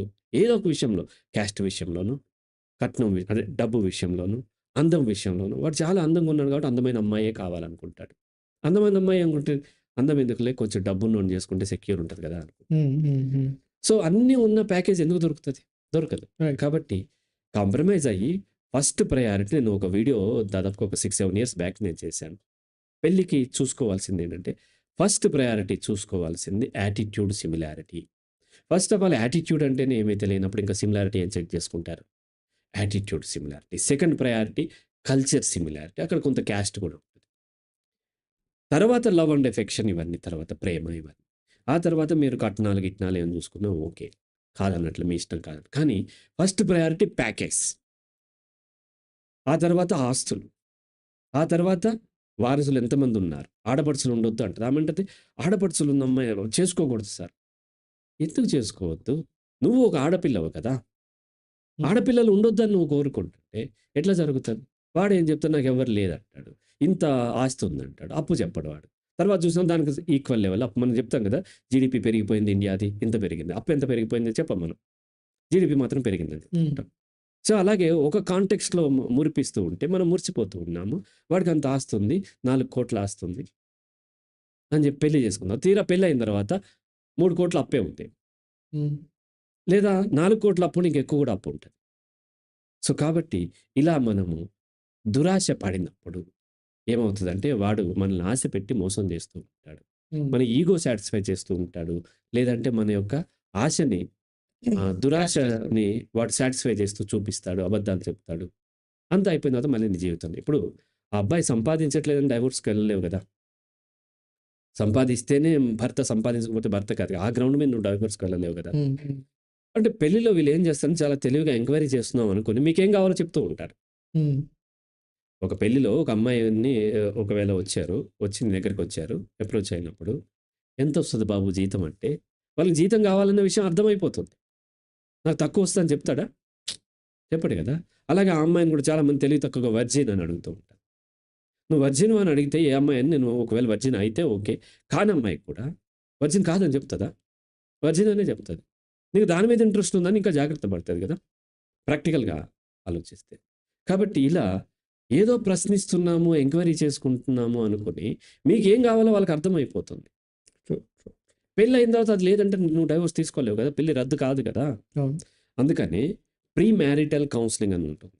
అది తీసుకోవాలి. నేను ప్రీ మ్యారిటల్ ఇష్యూస్ గురించి నేను మ్యారిటల్ ఇష్యూస్ గురించి నేను ఒక ప్రోగ్రామ్ 20 డేస్ ప్రోగ్రామ్ కండక్ట్ చేశాను 2-3 టైమ్స్. దాంట్లో ప్రీ మ్యారిటల్ ఉంటది. మ్యారేజ్ అప్పుడు తీసుకోవాల్సిన జాగ్రత్తలు ఏముంటాయి? మ్యారేజ్ తర్వాత ఎలా ఉండాలి? ఇవన్నీ కూడా నేను చెప్పాను నేను ఆ ప్రోగ్రామ్ 20 డేస్ ప్రోగ్రామ్. హ్మ్. అంటే దాదాపుగా మోర్ దాన్ 40 అవర్స్ ఉంటది. హ్మ్. దాదాపు 50 అవర్స్ అందులో ఉంటదనమాట. హ్మ్. సో, వీళ్ళకి ఏం కావాలో తెలుసు. ఒక ఇంటర్వ్యూకెళ్తానికి lot of training తీసుకుంటున్నామే. Yeah!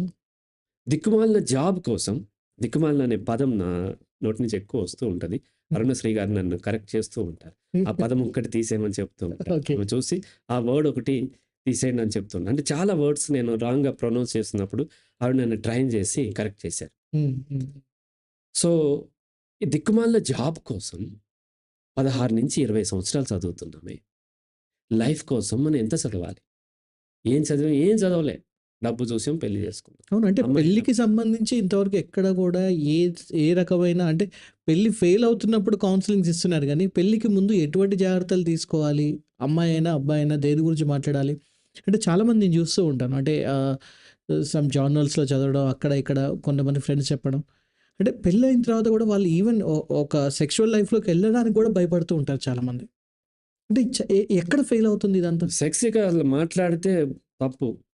Sex గురించి అసలు ఇప్పుడు పిల్లలుగా అంటున్నారు తప్ప నిజంగా సెక్షువల్ లైఫ్ ఎంతమంది ఎంజాయ్ చేస్తున్నారంటే దాదాపుగా 10-15 కంటే ఎక్కువ మంది సెక్షువల్ లైఫ్ ఎంజాయ్ చేయట్లేదు. పిల్లలు కానేస్తున్నారు అంతే. అతని మీద పడి, ఆ అమ్మాయి మీద పడి కొన్ని ఎక్సర్సైజ్ చేసి వెళ్ళిపోతాడు. పిల్లలు పుడతారు అంతే. అంతే తప్ప సెక్స్ ఎక్కడుంది చాలా తక్కువ ఉంటుంది. అందుకని ఎక్స్‌ట్రా మ్యారిటల్ అఫైర్స్ కూడా వస్తూ ఉంటాయి. ఓకే. అయితే ప్రీ మ్యారిటల్ అంటే లక్షల రూపాయలు ఖర్చు పెట్టి మ్యారేజ్ హాల్ బుక్ చేస్తారు. లక్షల రూపాయలు ఖర్చు పెట్టి ప్రీ వెడ్డింగ్ షూట్ చేస్తారు. వెడ్డింగ్ షూట్ చేస్తారు. డ్రోన్స్ పెడతారు. అండ్ పట్టు చీరలకు వాటికి వీటికి ఇన్నిన్ని లక్షలు ఖర్చు పెట్టి 40-50 లక్షలు నార్మల్ అయిపోయింది పెళ్ళికి ఖర్చు పెట్టేది. భోజనాలకి, హ్మ్. క్యాటరింగ్‌కి. హ్మ్. హ్మ్. హ్మ్. ఎవరన్నా కనీసం ఒక 20,000, 30,000 పెట్టి ఒక మంచి సైకాలజిస్ట్ దగ్గరకో, లేకపోతే మంచి ఫ్యామిలీ కౌన్సిలర్ దగ్గరకో వెళ్ళి వాళ్ళు ఇస్తారా లేదా వాళ్ళకి తెలుసా లేదా పక్కన పెట్టి. వెళ్తే ఎందుకు డబ్బు వేస్ట్ అంటారు. అంటే చూడండి మన యాటిట్యూడ్ ఎట్లా ఉంది. వెస్టర్న్‌లో ఏంటంటే వాళ్ళు డేటింగ్ చేస్తారు. వాళ్ళకి క్లారిటీ ఉంటది.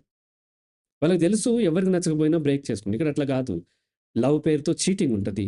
మ్యారేజ్ పేరుతో చీటింగ్. అదే సార్. నా నెక్స్ట్ ప్రశ్న గూడా ఏంటంటే, ఇప్పుడు సరే మన భారతదేశంలో మనం యూనిటీ ఇన్ డైవర్సిటీ ఉన్న ఎన్ని రకాల మతాలు ఇక్కడున్నా గూడా, ఇక్కడ ఏంటంటే పెళ్ళంటే ఇంత వైభవంగా జరగాలి.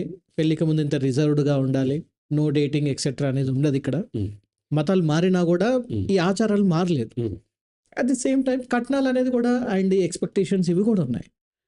సో, వీటన్నిటిని కాదని వేరే దేశాల్లో ది బెస్ట్ మెరైటల్ లైఫ్ లేదా ఒక the best marital life style అనేది ఎక్కడైనా ఉందా? ఒకటి అర్థం చేసుకోండి. అమెరికాలో, ఇండియాలో కంపేర్ చేస్తే అమెరికాలో రేప్ కేసెస్ ఎక్కువుంటాయి. ఓకే. దాని అర్థం ఇండియాలో రేప్ లేదనా? కాదు బయటికి రారు. బయటికి రారు. రైట్? యాహ్! ఇండియాలో మ్యారేజెస్ నిలబడుతున్నాయి. నిలబడట్లేదు. బ్రేక్ చేసుకునేటువంటి ధైర్యం సరిపోవట్లేదు. ఓకే. రైట్? ఓకే. సో, ఇంకా అరబ్ కంట్రీస్‌కెళ్తే అసల ఇవి ఉండవు. రేపులుండవు. Zero rape. అంటే రేపులు జరగట్లేదా?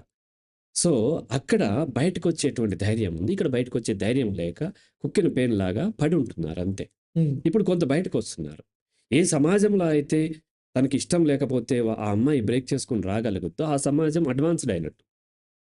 కానీ అట్లా కాకుండా పడుండి హ్మ్. పిల్లల్ని గాని వాడి కోసమే వాడు అన్నీ తిరిగొచ్చి రకరకాల జబ్బులు అంటించినా ఆ అమ్మాయి పడుంటే దాన్ని గొప్పతనంగా అంటున్నారు. ఒక అమ్మాయి ఏమందంటే అమ్మాయి వాళ్ళ హస్బెండ్‌కి రిలేషన్‌షిప్ ఓసీడీ ఉంది. వాళ్ళ మామగారికి కూడా ఉంది. హ్మ్. అత్తగారిని టార్చర్ పెడతాడు, ఈమెను పెడతాడు, భర్త కూడా పెడతాడు. 23 ఇయర్స్ నుంచి నేను ఈ కిచెన్, బెడ్‌రూమ్ ఇదే సార్. ఎప్పుడన్నా ఒకసారి ఏదన్నా ఒక పెళ్ళికెళ్తేనే. లేకపోతే బయట తాళం వేసుకొని వెళ్ళిపోతారు మా మామగారు, మా హస్బెండ్. తన పిల్లల కోసం బ్రతుకుతున్నాను. లేకపోతే ఇంకోటేదో చెప్తూ ఉంటాడు. గ్లోరిఫై చేస్తూ ఉండి తను చేసిన దాన్ని. అది వరస్ట్ దాన్ ప్రాస్టిట్యూషన్ గదా! నువ్వెందుకు అట్లా పడున్నావు? అంత హీనంగా చూస్తుంటే, అంత హీనంగా హింస పెడుతుంటే అంటే వాడిచ్చే డబ్బు కోసం, వాడి ఆస్తి కోసం. బ్రేక్ చేసుకొని బయటికి రావటం గదా! నిజమైన జీవితం అంటే, నిజమైనటువంటి అభ్యుదయం అంటే, హ్మ్. లైఫ్ అంటే అది కదా! హ్మ్. పడుండి వాడికి సేవకుడిని బానిసగా పడుండటంలో గ్లోరిఫై చేసుకుంటున్నాం మనం. అందుకని చెప్తున్నాను. విలువలు లేని దాన్ని విలువలుగా మనం కన్సిడర్ చేస్తున్నాం. లీగల్ ప్రాస్టిట్యూషన్ గొప్పగా పుణ్యంగాను, పవిత్రంగాను చూస్తున్నాం మనం. పెళ్లి అంటే ఇద్దరి మధ్య అవగాహనతోని కలిసి జీవించే సహజీవనం. ఆ సహజీవనంలో ఒకరు హింస పెడుతుంటే వేరే వాళ్ళు పడి ఉండటాన్ని గొప్ప అని అంటున్నామంటే మనము ఏ కాలంలో ఉన్నామో ఆలోచించాలి. రైట్. అది చివరిగా ఇప్పుడు ఒక 2 ప్రశ్నలు సార్. ఒకటి ఎలా ఒక విషయం చెప్పి నేను చెప్తాను. ప్లీజ్. ఒక రీల్ చూశాను. ఆయన కరీంనగర్ అతను కమెడియన్. ఎప్పటినుంచో చేస్తూ ఉంటాడు. ఓకే. ఆయన యూట్యూబ్‌లో చేసేవాడు. ఆయన పేరేదో ఉంటది. ఏదో అన్న అంటుంటారు అతన్ని. హుహు. చాలా కామెడీ చేస్తుంటాడు అతను. ఆయన ఇంటికొస్తది ఒక అమ్మాయి జనాభా లెక్కలకి వస్తది. అడుగుతది అన్నీ అడిగి ఏజ్ అది ఇది అని అడుగుతది. అడిగిన తర్వాత పెళ్లయిందా అని అడుగుతది. అడిగితే సంబంధాలు వస్తున్నాయి గానీ చేసుకోవట్లేదు అంటాడు. అంటే ఎందుకు అంటే ఏవో చెప్తారు. ఇక్కడ సోషల్ బీయింగ్‌కి ఎగ్జిస్టెన్షియలిస్ట్‌కి తేడా ఏంటంటే పెళ్లయిందా అంటే ఎగ్జిస్టెన్షియలిస్ట్ కాలేదంటాడు. సోషల్ బీయింగ్ ఏమంటాడంటే సంబంధాలు వస్తున్నాయి గానీ చేసుకోవట్లేదు. హ్మ్. సోషల్ బీయింగ్ ఏం కావాలి? నేను తక్కువ కాదు అనే భావన. అంటే దానికి ఎక్స్‌ప్లనేషన్ ఇస్తున్నాడు. అవసరం లేకపోయినా. అవసరం లేకపోయినా. ఎందుకు అంటే అక్కడే దాగి ఉంది మొత్తం. రైట్. నువ్వు సమాజం కోసం పెళ్లి చేసుకుంటున్నావు. సమాజంలో గొప్పగా ఉండటం కోసం పెళ్లి చేసుకుంటున్నావు. నా అల్లుడు ఇంత గొప్పోడని చెప్పుకోవటం కోసం చూసుకుంటున్నారు. కూతురికి సంబంధం చూస్తున్నారు. నా కోడలు ఇంత తెచ్చిందని చెప్పుకోవటం కోసం సంబంధాలు వెతుక్కుంటున్నారు. హ్మ్. అంత ప్యాకేజ్ ఉంది. అమెరికాలో ఉంటాడు నా అల్లుడు. హ్మ్. ఇంకొక కేస్ జరిగింది ఇది. ఆ అమ్మాయి కెనడాలో. ఓకే. ఆ చలికి తనకి చాలా ప్రాబ్లమ్ వచ్చింది. డిప్రెషన్‌లో ఉంది. డి విటమిన్ గురించి అడిగితే ఆ అమ్మాయి ఇక్కడ ఎండలోకి వెళ్ళమంటే, ఇక్కడ ఎండ ఎక్కడొస్తది సార్? డాలర్స్ వస్తాయి కానీ. 8 నెలలు మంచుతో కప్పబడి ఉంటుంది. హ్మ్. -41 డిగ్రీస్‌కి వెళ్తుంది. మార్చురీ కంటే తక్కువ టెంపరేచర్‌లో మేము బతుకుతున్నాం. రైట్? ఒక ఈ 5 లేయర్స్ బట్టలేసుకుంటాం. ఒక గదిలోంచి, ఒక కేజ్‌లోంచి వెళ్తే కార్ నుంచి ఇంకో కేజ్‌లోకి వెళ్ళటమే ఉంటుంది మన లైఫ్. తర్వాత వాళ్ళ ఫాదర్ వచ్చాడు. ఫాదర్ వచ్చినప్పుడు ఇటువంటి ఇలా ఎందుకు అతను తన కూతుర్ని ఎంత ప్రేమిస్తున్నాడో చెబుతూ షిమ్లా పంపించాడు. తను బీటెక్ చదువుతున్నప్పుడు ఇండస్ట్రియల్ టూర్‌కి. షిమ్లాలో చలి తట్టుకోలేకపోతే అప్పటికప్పుడు ఆ టూర్ ఆపరేటర్స్‌ని కోప్పడి, అరిసి, డబ్బులు ఎక్కువ పే చేసి వెంటనే వేరే వాళ్ళ అమ్మాయిని తోడిచ్చి అక్కడి నుంచి చండీగఢ్ తెప్పించేసాడు. ఆ రాత్రి పొద్దునకల్లా చండీగఢ్ వచ్చేసింది. అంత ప్రేమ. మరి షిమ్లాలో ఒక రాత్రి ఉండలేని అమ్మాయిని జీవితకాలం అందులోనే ఉండమని కెనడాకి ఎందుకు పంపించారు? ఏంటి మీకేమైనా సంబంధాలు దొరకలేదా అన్నాను. హ్మ్. మాకు దొరకపోవటం ఏంటి సార్? మరి ఎందుకు కెనడా పంపించారు మీరు? అంటే మేము ఎప్పటినుంచో అమెరికా గాని, కెనడా గాని అల్లుడు కావాలనుకున్నాం. అంటే నువ్వు గొప్పలు చెప్పుకుంటం కోసం ఒక్క రాత్రి కూడా చలి భరించలేని అమ్మాయిని 8 నెలల నుంచి 10 నెలలు అటువంటి టెంపరేచర్‌లో బతకమని నువ్వు పంపిస్తున్నావు. హ్మ్. ఎందుకు పంపించావు నువ్వు అంటే, నీకు తెలియలేదా? నీ అమ్మాయి ఇక్కడేమో ప్రేమ. అక్కడేమో మళ్ళీ దాన్ని కూడా నువ్వు ప్రేమని క్లెయిమ్ చేసుకుంటున్నావు. గొప్పతనం చూసుకుంటున్నావు, చెప్పుకుంటానికి. ఇటువంటి మనస్తత్వాలున్నాయి. మన మనస్తత్వాలు చాలా దారుణంగా రిజిడ్ అయిపోయి ఉన్నాయి. చాలా అన్యాయాల్ని పుణ్యంగా అంటే విలువలు లేనితనాన్ని విలువలుగా మనము గ్లోరిఫై చేస్తున్నాం. ఓకే. సో, ఇలా సోషల్ బీయింగ్స్ ఏం చేస్తారంటే, డైరెక్ట్‌గా వెళ్ళకుండా ఎవరేమనుకుంటారో అనే సమాధానాలుంటాయి. ఆ సమాజం యొక్క ట్రాప్‌లో పడిపోయి, అదే నమ్ముతూ ఉంటారు వాళ్ళు కూడా. వాళ్ళు కూడా విక్టిమ్సే. ఇప్పుడు ఈ అమ్మాయి విక్టిమ్ కాదా? విక్టిమే. 4,00,00,000 కట్నం ఇచ్చిన అమ్మాయి విక్టిమే. కానీ విక్టిమ్ కార్డ్ ప్లే చేసుకుంటూ కూర్చుంటే కాదు, నువ్వు కూడా గేమ్ ఆడావు. సమాజం యొక్క విక్టిమ్. నీ భర్త కంటే ముందు నిన్ను మోసం చేసిన సమాజం. హ్మ్. ఆ సమాజం ట్రాప్‌లో పడకపోతే నువ్వు నీ భర్త మోసం ట్రాప్‌లో కూడా పడవు. కాబట్టి సమాజం యొక్క గొప్పతనము, ఈ వెల్త్ ఎగ్జిబిషన్ వీటిల్లో పడిపోయి, గొప్ప సంబంధం అంటే ఏంటి అసలిక్కడ? రిచ్ సంబంధం. డబ్బు ఎక్కువున్న సంబంధం. వాళ్ళకి మంచి సంబంధం వచ్చింది. వాళ్ళ అమ్మాయికి మంచి సంబంధం వచ్చిందంటే ఏంటి అర్థం? డబ్బెక్కువున్నది. డబ్బు ఎక్కువున్న సంబంధం వచ్చింది అంతే. ఇంక వేరే ఏం లేదు. యాహ్! స్టేటస్. ఈ దేశంలో డబ్బు బాగా సంపాదించేవాడు ఆటోమేటిక్‌గా మంచోడయిపోతాడు. రైట్. పేదవాడు చెడ్డోడయిపోతాడు. చాలా మంది నాతో లిటరల్లీ అంటారు. హ్మ్. సార్ వాళ్ళు పేదోళ్ళు సార్ దొంగతనం చేస్తారు సార్. అంటే పేదవాడైతే దొంగ. డబ్బున్నోడు దొంగతనం చేయడు. ఎన్ఆర్ఐలు అయితే ఇంకా సూపర్ మంచివాళ్ళు. హ్మ్. ఇట్లా మంచితనం అనేది డబ్బుతో చూడటం అనేది తెలియకుండా మన భావజాలంలో అట్లా ఇంకిపోయి ఉంది కాబట్టి యాహ్! సహజంగా ఇటువంటి మోసాలు జరుగుతుంటాయి. మీరు అడుగుతున్నారు అడగండి. రైట్. అయితే ఇప్పుడు ఇప్పుడున్న సిట్యుయేషన్‌లో ఇప్పుడున్న ఈ జనరేషన్ అంటే దగ్గర దగ్గర ఒక 15 సంవత్సరాల నుంచి చూసుకుంటే this generation is the most vulnerable generation ఏమో అని అనిపిస్తుంది. హ్మ్. ఎందుకంటే వీళ్ళు ఒకటి కొత్త కొత్త తరంతోని కొత్త అభ్యుదయ భావాలతోని ముందుకు వెళ్తూనే మళ్ళీ పాత తరపు ఉన్న కొన్ని కల్చర్‌ని గాని, వాటిని గాని పట్టుకొని ఈ రెండిటి మధ్య నలిగిపోతూ ఉన్నారు. అండ్ వీళ్ళు పెళ్ళికి ఇప్పుడు రెడీ అవుతున్న సమయంలో వీళ్ళలోనే ఎక్కువ డివోర్స్ గాని, ఎక్కువ మిస్‌అండర్‌స్టాండింగ్స్ గాని మీరన్నట్టు నా భార్య ఒక సీఈఓ లెవెల్‌లో ఉండాలి. కానీ ఒక ఫోర్త్ క్లాస్ చదువుకున్న తల్లి దగ్గరకొచ్చి కాళ్ళు మొక్కుతూ ఉండాలని ఇలాంటి ఆలోచనలున్నాయి. హ్మ్. అండ్ సైమల్టేనియస్‌లీ వైస్ వర్సా అమ్మాయికి కూడా ఇలాంటి ఆలోచనలున్నాయి. అంటే హ్మ్. రాముడు అవ్వాలి కానీ దశరథుడి మాట వినొద్దు. So, how to come out of this peculiar situation? First of all మనం అర్థం చేసుకోవాల్సింది టెక్నాలాజికల్ డెవలప్‌మెంట్ మాత్రమే జరిగింది. సైకలాజికల్ ఎవల్యూషన్ లేదు. రైట్. సైన్స్ కాదు డెవలప్ అయింది టెక్నాలజీ. సైంటిఫిక్ థింకింగ్ డెవలప్ అవ్వాలి. మన రాజ్యాంగంలో ఏమనుంది? హ్మ్. హ్యూమనిజం సైంటిఫిక్ థింకింగ్‌ని పెంపొందించమని ఉంది. అది మన యొక్క కాన్స్టిట్యూషన్ యొక్క ఆబ్జెక్టివ్. కానీ మీరు చూసినట్లయితే గత 75 సంవత్సరాల నుంచి ప్రభుత్వాలు ఏం పెంపొందించినాయి? Irrationality, blind following. వాళ్ళని ఫాలో అవ్వాలి. వాళ్ళు ఫాలో అయ్యే ఐడియాలజీని ఫాలో అవ్వాలి. అభ్యుదయవాదంలో కూడా అభ్యుదయం లేదు. తల్లి ఏం చేస్తదంటే తన ఇద్దరు పిల్లలతో పని చేపిస్తది. కొడుకుతో చికెన్ షాప్‌కి పంపించి కూతురిని ఇల్లు తుడవమంటది. అక్కడ మళ్ళీ అభ్యుదయం లేదు. ఇంటర్ కాస్ట్ మ్యారేజ్‌లో కూడా ఏ కాస్ట్ అమ్మాయి, ఏ కాస్ట్ అబ్బాయి. మన సినిమా వాళ్ళు ఇంటర్ కాస్ట్ మ్యారేజ్‌లు చేసుకుంటూ ఉంటారు. అవన్నీ నిజంగా ఇంటర్ కాస్టా? No. Financially equal level matches. Right? So, ఇక్కడ ఇంటర్ కాస్ట్ మ్యారేజెస్‌లో ఇంటర్ కాస్ట్ లేదు. అండ్ అభ్యుదయాల్లో కూడా అభ్యుదయం లేదు. విలువల్లో కూడా విలువలు లేవు. ఇలా ఓకే. ఎందుకు జరుగుతుంది? సొల్యూషన్ ఏంటి అనంటే first of all nationality develop చేసుకోవాలి. వాళ్ళ యొక్క ఆలోచనలో హేతుబద్ధత డెవలప్ చేసుకోవాలి. హేతుబద్ధత లేకుండా బ్లైండ్‌గా ఫాలో అయితే నీ మూతిని తీసుకెళ్ళి వాడి కాళ్ళ దగ్గర పెడితే తంతాడు డెఫినెట్‌లీ. హ్మ్. చాలా సేపు పొగుడుతూ ఉంటాడు నిన్ను. నాకు తనటమే కావాలని మూతి దగ్గరికెళ్ళి తంతాడు. డెఫినెట్‌లీ తంతాడు. కాబట్టి మనం ఇక్కడ ఏమైందంటే మన ప్రభుత్వాలు కానీ, మన కార్పొరేట్స్ కానీ గొర్రెలు కావాలి. గొర్రెల్లాగానే తయారు చేసి మన మీడియాకి కానీ గొర్రెల్లాగా చూసేవాళ్ళు కావాలి. వాళ్ళు చెప్పే అబద్ధాలు చూడాలి. మనం చూస్తున్నాం గదా! ఆపరేషన్ సింధూర్ అప్పుడు. ఇంకేముంది అట్లా అయిపోయింది, ఇట్లా అయిపోయింది. పాకిస్తాన్ ప్రధాని రాజీనామా చేశాడు. బంకర్‌లో దాక్కున్నారు. బగబగ మండే వీడియో పెట్టి ఆహ్, కరాచీ కాలిపోతుంది. కాలిపోతుందని. యాహ్! యాహ్! లేకపోతేనేమో కిరాణా హిల్స్‌లో హిల్స్‌లో ఇదయిపోయింది, అదయిపోయింది. ఎంత ప్రొపగండా చేశారు. అంతా ఎందుకంటే ఆ మర్చిపోయారు. గొర్రెలు ఉంటే వాళ్ళకి లాభం. రైట్. నువ్వెప్పుడైతే తెలివిగా ఆలోచిస్తున్నావో నేను నిన్ను మోసం చేయలేను. కాబట్టి ఏం చేస్తారు? అమాయకత్వంలోను, మూర్ఖత్వంలో రాజులు అదే చేశారు. పూర్వకాలంలో కూడా రాజులు చేసిందేంటి? హ్మ్. ప్రజలనెప్పుడు గూడా చాణక్యుడు ఏం చెప్పాడు? ప్రజలెప్పుడు గూడా భయపడుతూ ఉండాలి. నీ మీద ఎవరో అటాక్ చేస్తున్నారు. మన జాతికి ప్రమాదం ఉంది. మన దేశానికి ప్రమాదం ఉంది. లేకపోతే మన రాష్ట్రానికి ప్రమాదం ఉంది. లేకపోతే మన యొక్క ప్రాంతానికి ప్రమాదం ఉందని ఎప్పుడు ప్రజలను భయపెడితేనే రాజు ఈజీగా పరిపాలించగలడు. అది చాణక్యుడు చెప్పినటువంటి నీతి. అంటే రాజుకు చెప్పిన టెక్నిక్ అది. కాబట్టి వాళ్ళెప్పుడు ఏం చేస్తారంటే వాళ్ళు మనల్ని చంపేస్తారు. హ్మ్. వాళ్ళని మన అంతం ముందిచ్చేస్తారు. ఎప్పుడు భయం, భయం, భయం చెప్పి నువ్వు ఒకటవ్వాలి. ఒకటయ్యి నీ నాయకుడు ఏం చెప్పినా గుడ్డిగా ఫాలో అవ్వాలి.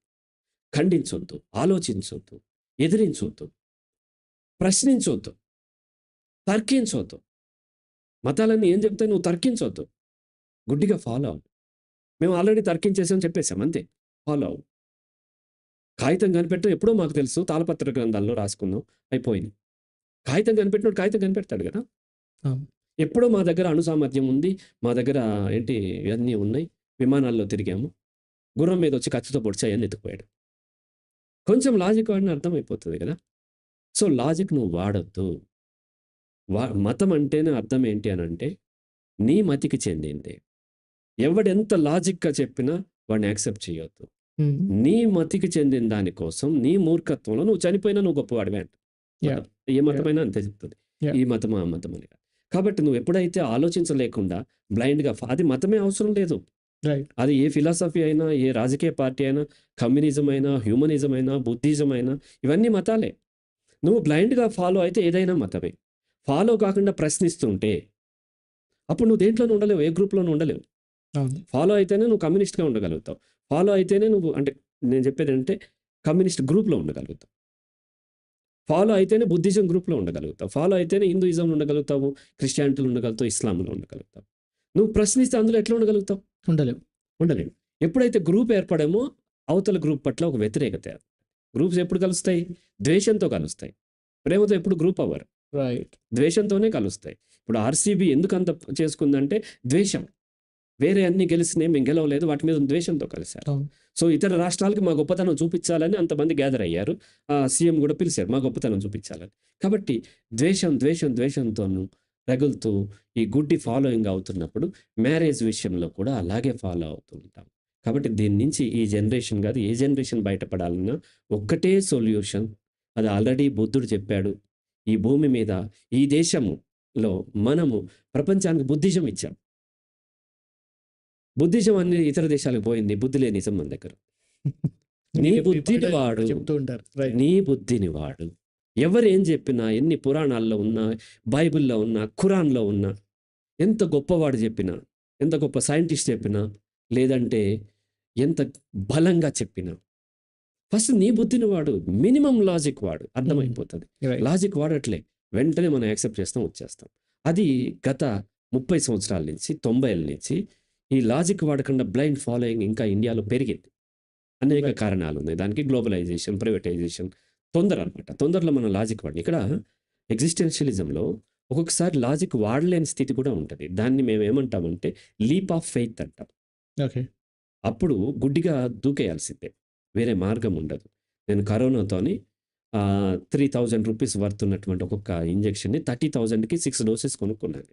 అవును. ఆ మధ్య వైల్స్ బాగా కొనాల్సొచ్చింది రెమెడీసివిర్‌ని. యాహ్! అప్పుడు లీప్ ఆఫ్ ఫెయిత్. వేరే మార్గం లేదు. అవును. వేరే మార్గం లేనప్పుడు జంప్ చేయాల్సిందే. కానీ అంటే తెలుసుకునే మార్గం లేనప్పుడు నువ్వు బ్లైండ్‌గా నువ్వు జంప్ చేయొచ్చు. రైట్. అప్పటికి అది కరెక్ట్ అనిపించింది. కానీ తెలుసుకునే అవకాశం ఉండి కూడా లీప్ ఆఫ్ ఫెయిత్. సూర్యగ్రహణం ఎలా పడుతుందో తెలుసు. Still leap of faith. పెళ్ళిళ్ళు ఎందుకు జరుగుతాయో తెలుసు. Still leap of faith. Right. జ్యోతిష్యాలు చూసుకుంటాము. శాస్త్రాలు చూస్తుంటాం. మనుషుల్ని టెస్ట్ చేయట్లేదు. జ్యోతిష్యుడికి పే చేసినంతగా ఒక సైకాలజిస్ట్ దగ్గరికి వెళ్ళి కౌన్సిలింగ్, ప్రీ మ్యారిటల్ కౌన్సిలింగ్ తీసుకోవచ్చుగా? వద్దు. పూజారికి ఎక్కువ వేస్తాము. వీడియోకి ఎక్కువ ఇస్తున్నాము. ఆ యొక్క హాల్‌కి స్పెండ్ చేస్తున్నాం. హనీమూన్‌కి స్విట్జర్లాండ్ పంపిస్తూ ఉన్నాం. ఇవన్నీ ఖర్చు పెడుతున్నాం. నిజంగా పెళ్ళికి ఏం కావాలో చెక్ చేసుకోవట్లేదు. అటువంటిప్పుడు ఏమవుతది? మనం మూతి తీసుకెళ్ళి వాడి కాళ్ళ దగ్గర పెడుతున్నాము. డెఫినెట్‌లీ వాడు తన్నుతాడు. కాబట్టి మన మిస్టేక్ ఉంది. తప్పు అనకంటే మిస్టేక్. మన అమాయకత్వం ఉంది. మన అజ్ఞానం ఉంది. మన మూర్ఖత్వం ఉంది. మన దురాశ ఉంది. ఇవి ఎప్పుడైతే మనం అంగీకరిస్తామో అప్పుడే నిజాన్ని మనం చూడగలుగుతాము. అప్పుడు బెటర్ లైఫ్‌ని మనము తయారు చేసుకోగలుగుతాం. అలా కాకుండా మన మూర్ఖత్వాన్ని, అజ్ఞానాన్ని, దీన్నన్నిటిని మనం ఏదో గ్రహాలు బాగోలేదనో, లేకపోతే వాడు మోసం చేసాడనో, మనల్ని మనం అది మోసం చేసుకుంటాం. మనల్ని మన ఆత్మ దాన్నేమంటారు? మోసం చేసుకుంటూ ఉండటం వలన ఏమవుతుందంటే ఎప్పటికి మారం ఇంకా. ఇప్పటికి కూడా అమ్మాయి ఏమైందంటే బాగా జాతకాలు నమ్ముతది. పెళ్లి చేసిన తర్వాత పేరెంట్స్ నమ్ముతారు. పెళ్లి చేసి పంపిస్తే అత్తారింటికెళ్ళగానే తులసి మొక్క మాడిపోయింది. అత్తగారు ఇదేదో వాళ్ళ జ్యోతిష్యుడిని అడిగితే ఇదన్నారు. ఇంటికి అపశకునం పంపించేశారు ఆ అమ్మాయిని. ఇంత దుర్మార్గమా సార్? నువ్వు ఇన్నాళ్ళు జ్యోతిష్యాన్ని నువ్వే కదా తీసుకుని వెళ్ళి జ్యోతిష్యం ప్రకారం చేసుకున్నావు. నీకు జ్యోతిష్యం ఉంటేనేమో మంచిది. ఆమె జ్యోతిష్యం ప్రకారం ఫాలో అయితే దుర్మార్గం అంటున్నావు. అంటే నీకు జ్యోతిష్యం నీకు అనుకూలంగా ఉపయోగపడాలి. నీ అత్తగారికి అనుకూలంగా ఉపయోగపడకూడదు. సరే మరి మీరు ఇంత చేశారు కదా! ఆ పంతులు గారు చూశారు కదా! మంచి సంబంధం అని, మంచి ముహూర్తం అన్నీ చూశాడు కదా! అతన్ని మరి అడగరేంటి? అంటే అతన్ని కడిగి పడేస్తానని మా నాన్న బయలుదేరాడు సార్. అంతు చూస్తాడు అతనిది. అది ఇదని. ఏమి చూడమ్మా. అక్కడికెళ్ళిన తర్వాత అతను ఇంకొక దీనికి ఒక పూజ యజ్ఞమో చెప్తాడు. దీనికి చెప్తారు. అది కూడా చేస్తారు. రైట్. అలాగే అక్కడికెళ్ళగానే ఇక్కడ ఈ దోషం ఉంది పూజ అని చెప్పని మళ్ళీ 50,000 పెట్టి పూజ చేశారు. ఇంతే ఉంటది. ఎప్పుడు వరకైతే మీరు తర్కించుకోరో, ఎప్పుడైతే ప్రశ్నించరో అప్పటిదాకా మనకి ఇటువంటి జీవితమే ఉంటది. ఎప్పుడైతే మీరు మానేసేసి మనిషిని నమ్ముతారో, మిమ్మల్ని మీరు నమ్ముకుంటారో, మీలో దైవాన్ని చూసుకుంటారో, అప్పుడు మాత్రమే మీరు కన్‌స్ట్రక్టివ్ వర్క్స్ చేయటం స్టార్ట్ అవుతది. అప్పుడు మాత్రమే మీకు పాజిటివ్ రిజల్ట్స్ వస్తూ ఉంటాయి. రైట్. కొన్ని కామెంట్స్ కూడా వచ్చాయి సార్ మనకి లైవ్‌లో. సింధు పాని గారట హాయ్ అని చెప్పారు మీకు. At the same time marriage is a business now A days అని చెప్పి అంటున్నారు. ఇది మొదటి నుంచి కూడా మొదటి బిజినెసే. నుంచి మీరు చెప్పారు. మొదటి నుంచి బిజినెసే. సరే. రైట్. అండ్ ఇంకొకరు కూడా అన్నారనమాట. అంటే ఆవిడ మనీ మేక్స్ మెనీ థింగ్స్ అని కూడా చెప్పారు. అండ్ ఇంకొంతమంది హాయ్ హలో అని కూడా చెప్పారు. Anyhow right. చాలామంది పార్టిసిపేట్ కూడా చేస్తున్నారు. Anyhow you can ask your questions in the live also. మీకు ఏమైనా డౌట్స్ ఉన్నా కూడా అడగొచ్చు. ఎనీహౌ సార్ ఇది మొత్తానికైతే ఇవాళ ఒక మన సబ్జెక్ట్ దగ్గర దగ్గర మోర్ దాన్ 1 అవర్ నడిచింది ఇవాళ. And people also continued watching us. అంటే అర్థమవుతుంది ఇక్కడ ఎంతమంది పర్సనల్గా చాలా చోట్ల పర్సనల్‌గా చాలా మందికి తగిలాయి ఇవాళ మనం మాట్లాడిన మాటలు గూడా. బట్ మీరన్న మాట ఒకటి మాత్రం నాకు బాగా అర్థమైంది. And I'm also going to implement in my life నా నెక్స్ట్ జనరేషన్‌కి. పెళ్ళికి ముందు ఏంటంటే ఒక ప్రీ మెరైటల్‌కి సంబంధించిన ఒక కౌన్సెలింగ్ అనేది చాలా అవసరం. అది ఉంటే ఐ హోప్ అంటే అది జరిగినంత మాత్రాన కలిసి ఉంటారన్న గ్యారంటీ ఇవ్వలేం గానీ, కలిసి ఉండడానికి ఎక్కువ ఆస్కారం ఉండే అవకాశం ఉంటుందండి. అంతే కంటారు. అవును. స్మూత్‌గా వెళ్తుంది. విడిపోయినా సరే డ్యామేజ్ చేసుకోరు. డ్యామేజ్ చేసుకోరు. Right anyhow thank you so much sir for the wonderful analysis. చాలా చక్కగా చెప్పారు. Thank you so much. ఇది 1 అవర్‌లో అయిపోదు. ఇంకా ఉంటుంది అండ్ నో ప్రాబ్లమ్ వ్యూవర్స్. దీని గురించి ఇంకా మనం చర్చిద్దాం ఇంకా నెక్స్ట్ ఎపిసోడ్స్‌లో కూడా. Thank you so much sir.